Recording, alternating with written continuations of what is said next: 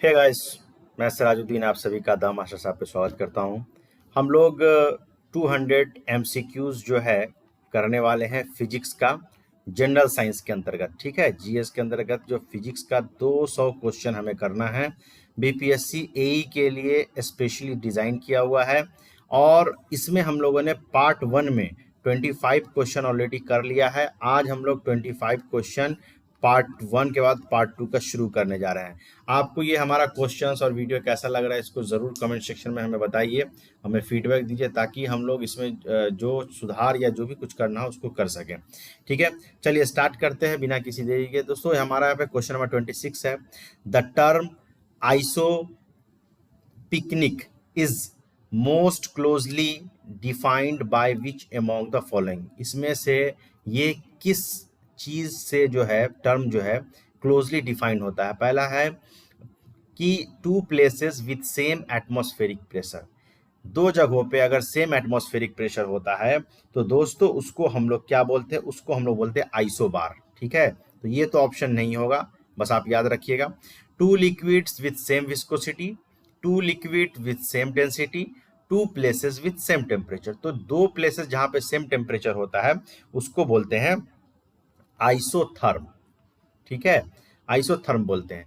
तो यहाँ पे ये जो वर्ड है, ये जो आइसो पिकनिक जो है, ये हमारा जो two liquid with same density होता है उसके लिए इस्तेमाल किया जाता है। ठीक है, तो आंसर हो जाएगा C. Question number 27, which among the following property of the matter is studied in rheology. इसमें से किसका प्रॉपर्टी हम लोग, किस मैटर का प्रॉपर्टी स्टडी करते हैं रियोलॉजी में। पहला ऑप्शन है आपका ग्रेविटेशन, दूसरा है विस्कोसिटी, तीसरा है मैग्नेटिक प्रॉपर्टीज और चौथा है एंट्रोपी।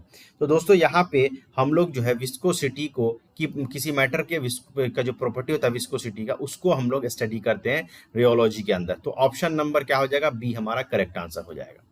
नेक्स्ट क्वेश्चन है 28, Fermi is a unit of which among the following. Fermi किसका यूनिट है इसमें से, मास का, लेंथ का, वेलोसिटी का या फ्रीक्वेंसी का। तो मैं आपको बता दूं कि फर्मी जो है वो हम लोग यूज करते हैं स्मॉल डिस्टेंसेस जो होते हैं न्यूक्लियर फिजिक्स के अंदर। न्यूक्लियर फिजिक्स के अंदर जो हमारा स्मॉल डिस्टेंसेस होते हैं उसको मेजर करने के लिए हम लोग इस्तेमाल करते हैं। यानी कि ये जो है हमारा किसका यूनिट हो जाएगा, लेंथ का यूनिट हो जाएगा। और एक चीज आपको याद रखना है कि एक फर्मी जो होता है, एक फर्मी बराबर होता है 10⁻⁻15 मीटर के। यानी एक फर्मी किसके बराबर है, 10⁻⁻15 मीटर। देखिए बहुत छोटा डिस्टेंस होता है।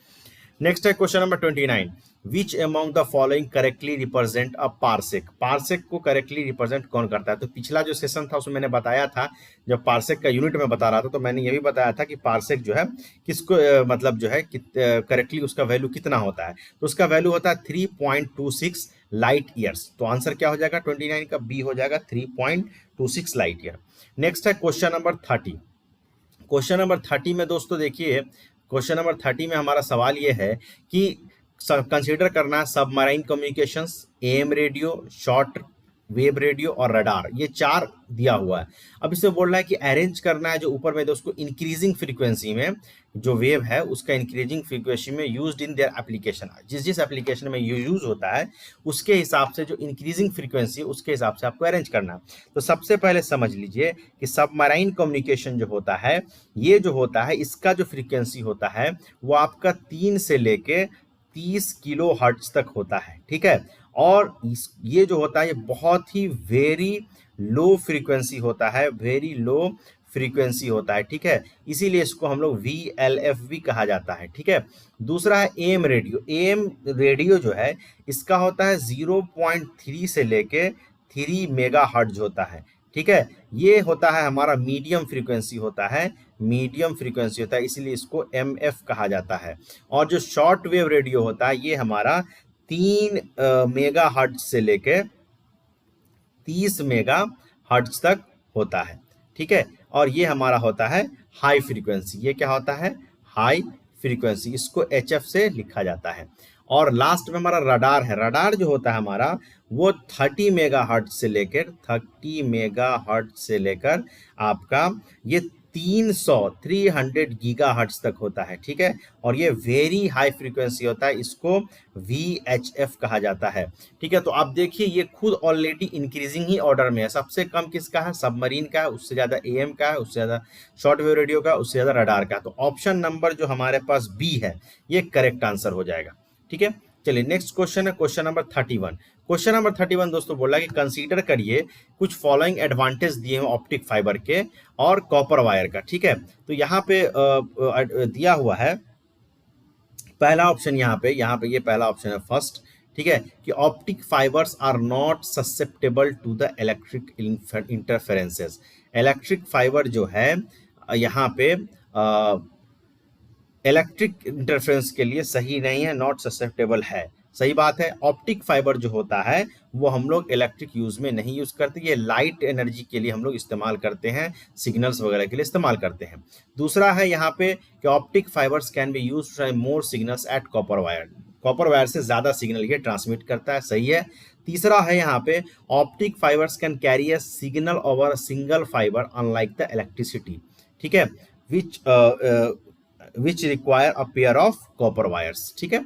तो यहाँ पे among the above stand correct, इसमें कौन सा करेक्ट है? तो तीनों करेक्ट है, तो ऑप्शन नंबर हमारा सी हो जाएगा, ऑल 1, 2 एंड 3 आर करेक्ट। चलिए नेक्स्ट क्वेश्चन देखते हैं, क्वेश्चन नंबर 32 बोला the power we use at home has frequency 60 hertz. हम लोग जो घर में पावर इस्तेमाल करते हैं उसका फ्रीक्वेंसी 60 हर्ट्ज होता है। तो what would be the period of the sine wave, sine wave का पीरियड कितना होगा? ऐसे डायरेक्ट इसका आंसर याद रखा जाता है, लोग रट लेते हैं। बी आंसर होगा 0.011 सेकेंड्स होता है, ठीक है। नेक्स्ट है what do we call the part of DTH satellite dish that convert the signal from electromagnetic और radio wave to electrical signal. आपका जो DTH सैटेलाइट होता है, जो घर में DTH लगा होता है एंटीना, उसमें कौन ऐसा पार्ट होता है जो इलेक्ट्रोमैग्नेटिक या रेडियो वेव को इलेक्ट्रिक सिग्नल में कन्वर्ट कर देता है? पहला ऑप्शन है ऑर्थोमोड ट्रांसड्यूसर, OMT उसको बोलते हैं, low noise block converter LNB, block up converter BUC, और पैराबोलिक डिश। तो जो हमारा पार्ट होता है DTH सैटेलाइट में जो इलेक्ट्रोमैग्नेटिक वेव को इलेक्ट्रिकल सिग्नल बदलता है, उसको LNB कहा जाता है, लो नॉइज ब्लॉक कन्वर्टर बोला जाता है। आप देखिएगा डिश एंटीना जो इस तरह का गोल होता है, इसके सामने ऐसे कुछ होगा और यहाँ पे कुछ स्टैंड में एक इस तरीके का टॉर्च टाइप का चीज लगा हुआ होता है, जिसमें से वायर ऐसे निकल के आपके सेट टॉप बॉक्स में जाता है, यही LNB होता है, यही आपका LNB कहलाता है, ठीक है। तो ये क्या करता है कि इलेक्ट्रोमैग्नेटिक वेव को जो है इलेक्ट्रिकल सिग्नल में कन्वर्ट करता है। नेक्स्ट है हमारा क्वेश्चन नंबर 34। क्वेश्चन नंबर 34 बोल रहा है कि which among the following wave are used in gemstone industry to change white topaz into blue topaz.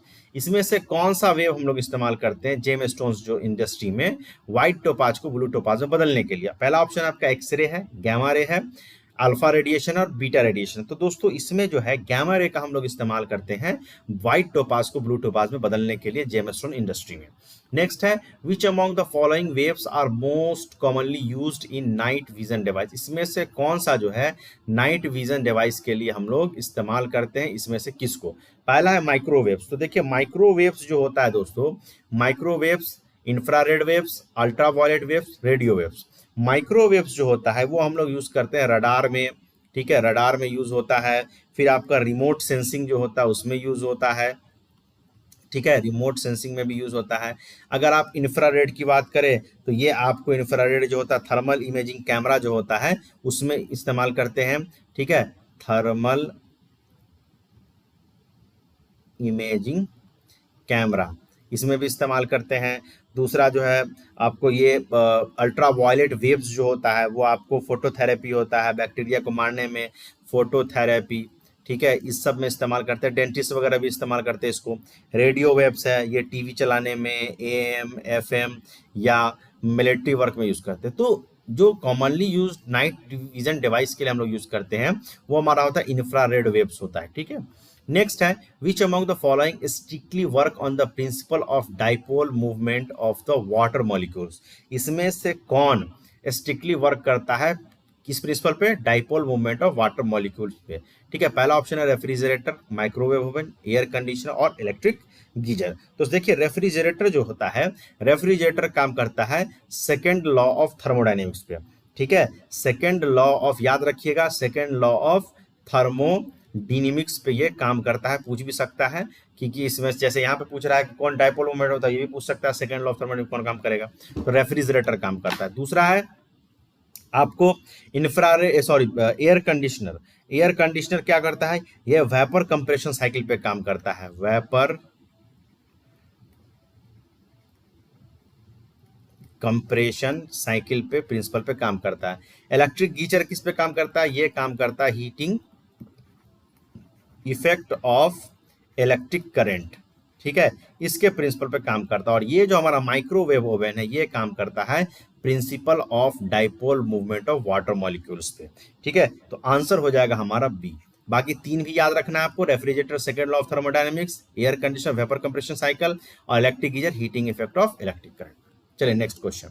Next question है which among the following is the most common cause of sunburn. Sunburn का सबसे most common cause क्या है, तो option है ultra violet radiation, visible radiation, infrared radiation और microwave radiation. तो दोस्तों जो सनबर्न होता है गर्मी के दिनों में, उसका सबसे मोस्ट जो कारण होता है वो होता है अल्ट्रा वायलेट रेडिएशन होता है, यूवी रेडिएशन बोलते हैं, ठीक है, जिसकी वजह से सनबर्न होता है। इसलिए आप लोग यूवी रेडिएशन से बचने के लिए जो है सन यूज करते हैं, सन क्रीम यूज करते हैं हम लोग, ठीक है।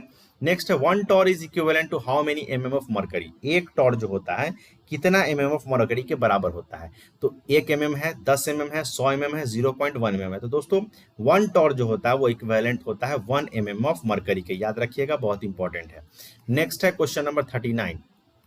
क्वेश्चन नंबर 39 है Svedberg unit is a unit of, ये किसका यूनिट है एस्विडबर्ग, कंसंट्रेशन का है, साइज का है, डेंसिटी का है, टाइम का है। तो देखिए ये क्या है, एक नॉन एसआई यूनिट है मेजरमेंट ऑफ सेडिमेंटेशन रेट का। ये क्या है, एक नॉन एसआई यूनिट है, ठीक है, नॉन एसआई यूनिट है।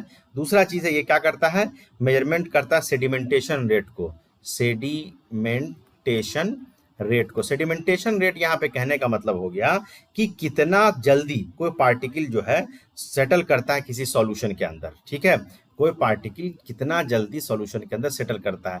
तो वो कैसे पता चलेगा, वो टाइम से पता चलेगा। तो इसीलिए सेफ्टबर्ग जो यूनिट होता है, ये यूनिट किसका होता है, समय का होता है, टाइम का होता है। 39 का आंसर हो जाएगा डी। क्वेश्चन नंबर 40 है a vehicle moving on a circular path experience. अगर कोई व्हीकल सर्कुलर पाथ में मूव कर रहा है तो वो कौन सा फोर्स एक्सपीरियंस करेगा, सेंट्रीपिटल फोर्स एक्सपीरियंस करेगा, सेंट्रीफ्यूगल फोर्स एक्सपीरियंस करेगा, ग्रेविटेशनल फोर्स करेगा, या कोई भी नहीं। तो दोस्तों अगर कोई ऑब्जेक्ट जब सर्किल में मूव करता है तो वो क्या करता है, वो एक सेंट्रीपिटल फोर्स को एक्सपीरियंस करता है, ठीक है। नेक्स्ट क्वेश्चन है at which of the following places water shall boil at the lowest temperature. इसमें से कौन जगह पे वाटर जो है बहुत कम तापमान पे बॉयल करने लगेगा। पहला कोची, ऊटी, माउंट आबू और न्यू दिल्ली। तो देखिए इसमें बेसिकली क्या है कि इसमें एक कॉन्सेप्ट है, छोटा सा कॉन्सेप्ट है, समझना है। कॉन्सेप्ट क्या है कि जितना ज्यादा आप ऊपर जाएंगे क्या होगा कि एटमॉस्फेरिक प्रेशर उतना कम होता चला जाएगा, गौर से सुनिएगा, ठीक है। और जितना ज्यादा लोअर वो पॉइंट होगा वहां पे वाटर वेपर प्रेशर क्या होगा, बराबर हो जाएगा किसके, एटमॉस्फेरिक प्रेशर के। उस केस में क्या होगा कि आप जितना हाई पे रहिएगा वो उतना वहां कम पॉइंट पे जो है बॉइलिंग शुरू हो जाएगा। तो अब देखिए इसमें क्या है कि थोड़ा सा ये डेटा बेस्ड क्वेश्चन है। कोची जो है, कोची क्या है, एलिवेशन जो कोची का है वो अगर आप मान अगर देखिएगा तो आप 0 मीटर कर लीजिए, ठीक है। और अगर आप ऊटी का देखिएगा तो ऊटी का सबसे ज्यादा होता है, ऊटी का होता है 2486 मीटर, ये सबसे हाईएस्ट है। और जितना ज्यादा हाईएस्ट पे जाएंगे क्या होगा, प्रेशर उतना कम होगा और उतने कम पॉइंट पे वो टेम्परेचर वो क्या होगा, बॉयल करना शुरू हो जाएगा। तो आंसर हमारा क्या हो जाएगा, बी हो जाएगा, ऊटी। नेक्स्ट क्वेश्चन है in which year sir Chandrasekhar Venkata Raman, ठीक है, जिनको सीवी रमन भी आप बोलते हैं, was awarded Nobel prize for Raman effect. किस साल में सीवी रमन को, सर सीवी रमन को नोबेल प्राइज जो है रमन इफेक्ट के लिए दिया गया था। तो आंसर हो जाएगा 1930 में दिया गया था, ठीक है। चलिए next question, question number 43 which among the following are used in computed tomography, जिसको आप लोग सीटी स्कैन बोलते हैं। इसमें सीटी स्कैन में कौन यूज किया जाता है, एक्सरे यूज करते हैं, अल्ट्रासाउंड यूज करते हैं, इंफ्रारेड वेव्स यूज करते हैं, रेडियो वेव्स यूज करते हैं। तो दोस्तों जो सीटी स्कैन होता है उसमें हम लोग एक्सरे का इस्तेमाल होता है और कंप्यूटर का जो सॉफ्टवेयर होता है उसका इस्तेमाल होता है। नेक्स्ट क्वेश्चन है which among the following instruments used in forensic sciences is popular as light detector. Light detector जो होता है, जो फॉरेंसिक वाले यूज करते हैं, उसमें क्या कौन सा इंस्ट्रूमेंट यूज करते हैं? स्मार्ट वाटर यूज करते हैं, कल्पास्कोप यूज करते हैं, पॉलीग्राफ यूज करते हैं, बायोसेंसर यूज करते हैं। अभी आपने सुना होगा कि जो कोलकाता में गैंग रेप हुआ है, उसमें जो वहाँ के एक्स प्रिंसिपल है, उनका पॉलीग्राफ टेस्ट होना है, लाइट डिटेक्टर टेस्ट उसी को के अंतर्गत आता है। तो आंसर क्या हो जाएगा? 44 का सी हो जाएगा, पॉलीग्राफ। ठीक है, नेक्स्ट क्वेश्चन है कि नेक्स्ट क्वेश्चन यहाँ पे क्वेश्चन नंबर 45 हम लोग देखेंगे। क्वेश्चन नंबर 45 बोलता है कि विच among the following component of fluorescent lamp contributes maximum in making them costly. इसमें से कौन सा की वजह से फ्लोरोसेंट लैम्प का कॉस्ट ज्यादा हो जाता है? मरकरी वेपर की वजह से, लाइट इमिटिंग फॉस्फोर की वजह से, ब्लास्ट की वजह से, या फिलामेंट की वजह से? तो दोस्तों, इसमें जो सबसे इंपॉर्टेंट चीज है जिसकी वजह से जो मैक्सिमम कंट्रीब्यूशन है बनाने में, जिसके कॉस्टली बनाने में, वो है ब्लास्ट का। ये ब्लास्ट की वजह से महंगा हो जाता है। लेकिन ब्लास्ट यूज क्यों करते हैं? आपसे ये भी पूछ सकता है कि फ्लोरोसेंट लैम्प में ब्लास्ट का क्या इस्तेमाल है। तो सबसे पहले क्या होता है, जो फ्लोरोसेंट लैम्प होता है उसको स्टार्ट करने के लिए ब्लास्ट का इस्तेमाल किया जाता है, स्टार्ट करने के लिए लैम्प को। ठीक है, दूसरी बात जो है कि रेगुलेट करता है, ये करंट को रेगुलेट करता है। किसको? करंट को। अगर सपोज करिए हम ब्लास्ट नहीं डालते हैं ताकि कॉस्ट कम पड़े, तो क्या होगा? करंट को रेगुलेट ये नहीं करेगा, करंट लगातार इंक्रीज करेगा और लास्ट में क्या होगा? ये उड़ जाएगा, फ्लोरोसेंट लैम्प क्या होगा? ब्लास्ट कर जाएगा, उड़ जाएगा। ठीक है, दूसरा चीज है कि वोल्टेज की भी मॉनिटरिंग करता है कौन? यही ब्लास्ट करता है मॉनिटरिंग। कौन? वोल्टेज की। तो इसीलिए ब्लास्ट की वजह से इसको लगाते हैं, जिसकी वजह से इसका दाम बढ़ जाता है। नेक्स्ट है, an electrical fuse is use to interrupt excessive. Electrical fuse किस चीज को एक्सेस जब हो जाता है तो उसको इंटरप्ट करने के लिए इस्तेमाल करते हैं? पहला ऑप्शन है वोल्टेज, करंट, रेसिस्टेंस और इंडक्टेंस। तो दोस्तों, फ्यूज का इस्तेमाल जो होता है, हम लोग घर में शॉर्ट सर्किट से बचने के लिए या ओवरलोड से बचने के लिए इस्तेमाल करते हैं। अब फ्यूज नहीं चलता, अब चलता है एमसीबी, मिनिएचर सर्किट ब्रेकर उसको बोलते हैं, जो नीचे गिर जाता है और आप उसको उठा देते हैं। कब होता है वो? जब आपका जो है क्या होता है, करंट बहुत ज्यादा हो जाता है किसी कारण से, तो फ्यूज क्या करता है? उसको इंटरप्ट करता है और सर्किट को ओपन कर देता है और आपका सारा सामान जो है, घर का जो अप्लायंस है, वो बच जाता है। तो आंसर क्या हो जाएगा? 46 का बी हो जाएगा, करंट। नेक्स्ट है question number 47। In contest with electromagnetism, which among the following is the correct definition of permeability. Electromagnetism जब आप पढ़िएगा तो इसमें एक चीज होता है परमिएबिलिटी। इसके लिए जो करेक्ट डेफिनेशन है वो क्या होगा? तो पहला, ability of material to repel magnetic field within itself. Material का वो प्रॉपर्टी या एबिलिटी जिसके वजह से वो मैग्नेटिक अपने अंदर जो है मैग्नेटिक फील्ड को क्या करता है? रिपेल करता है। दूसरा है, ability of a material to support the formation of magnetic field within another body. तीसरा है, ability of material to support the formation of magnetic field within itself. और चौथा है आपका, ability of material to create magnetic dipoles. तो permeability जो होता है वो क्या होता है? वो किसी मटेरियल की वो एबिलिटी होता है जो सपोर्ट करता है मैग्नेटिक फील्ड को फॉर्म करने में, उसके अंदर, खुद के अंदर, उसको हम लोग बोलते हैं परमिएबिलिटी। तो ऑप्शन नंबर सी जो होगा वो करेक्ट हो जाएगा, 47 का सी। नेक्स्ट क्वेश्चन है 48। The following is measured in ton of oil equivalent. Ton of oil equivalent, इसको शॉर्ट में बोलते हैं टो। ठीक है, ये किसके बराबर था? वॉल्यूम ऑफ ऑयल के, energy released by burning of oil, demand of crude oil at a point of time, या oil production capacity of country. तो आप ये देखिए, ये जो होता है टोन, ये क्या होता है? अमाउंट ऑफ एनर्जी जो रिलीज होता है बर्न करने पर 1 टन ऑफ क्रूड ऑयल को, वो हमारा कहलाता है टन। ठीक है, यानी कि 1 टन अगर आप बर्न कर रहे हैं, 1 टन ऑफ क्रूड ऑयल, जिसको टोई बोलते हैं आप, टोई, ठीक है, ये बराबर होता है 42 गीगा जूल के। ठीक है, इसको याद रखिएगा। तो आंसर 48 कैसे बी हो जाएगा, energy release by burning of oil, वो हमारा टन ऑफ इक्विवेलेंट के बराबर होता है। उसको जो मेजर करते हैं, इसी को मेजर करते हैं, ये 42 गीगा जूल के बराबर होता है। नेक्स्ट है, who among the following coined the term cosmic रे। कॉस्मिक रेज जो नाम है वो किसने बताया, मतलब किन्होंने इसको बताया है? हेनरी बैकरेल है, थियोडोर वुल्फ है, रॉबर्ट मिल्टन है और बर्नो रोसी है। तो यहाँ पे याद रखिएगा, कॉस्मिक रेज जो टर्म है, इसको बताने वाले, निकालने वाले, उसको इंट्रोड्यूस करने वाले सबसे पहले थे Robert Milton. Option number C हो जाएगा। नेक्स्ट और लास्ट क्वेश्चन है, ठीक है, नेक्स्ट और लास्ट क्वेश्चन है हमारा इस पार्ट का, फिर हम लोग इसके बाद 50 के आगे भी चलेंगे। विच among the following is the most acceptable range of LEO, low earth orbit. इसमें से लो अर्थ ऑर्बिट का कौन सा रेंज सबसे एक्सेप्ट आप कर सकते हैं? 350 से 2600 किलोमीटर्स, 200 से 2000 किलोमीटर, 160 से 2000 किलोमीटर, 160 से 1600 किलोमीटर। समझिए, अर्थ जो है उस वो 3 ऑर्बिट इसके बाहर होता है, 3 ऑर्बिट, ठीक है, 3 ऑर्बिट। मैं इसको थोड़ा समझाने की कोशिश करता हूँ। पहला होता है एलईओ, दूसरा हमारा होता है एमईओ, और तीसरा होता है हमारा जीईओ। ठीक है, एलईओ हमारा क्या है, लो अर्थ ऑर्बिट है, मीडियम अर्थ ऑर्बिट है, और geostationary earth orbit. Low earth orbit, medium earth orbit और जियो स्टेशनरी अर्थ ऑर्बिट।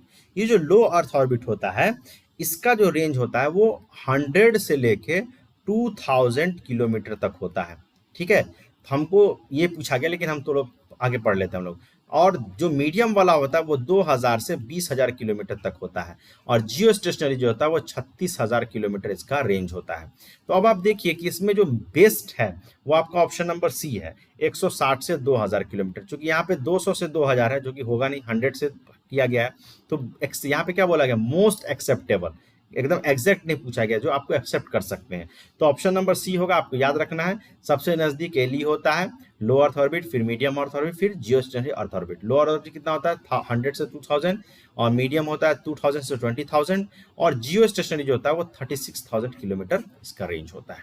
तो दोस्तों आज के लिए इतना ही, फिर हम लोग नेक्स्ट पार्ट में 51 से लेकर 75 तक यानी 25 क्वेश्चन का फिर एक नया सेट देखेंगे। आपको ये सीरीज कैसा लग रहा है इसको जरूर कमेंट सेक्शन में मुझे बताइए, आप शेयर कीजिए। Thank you very much.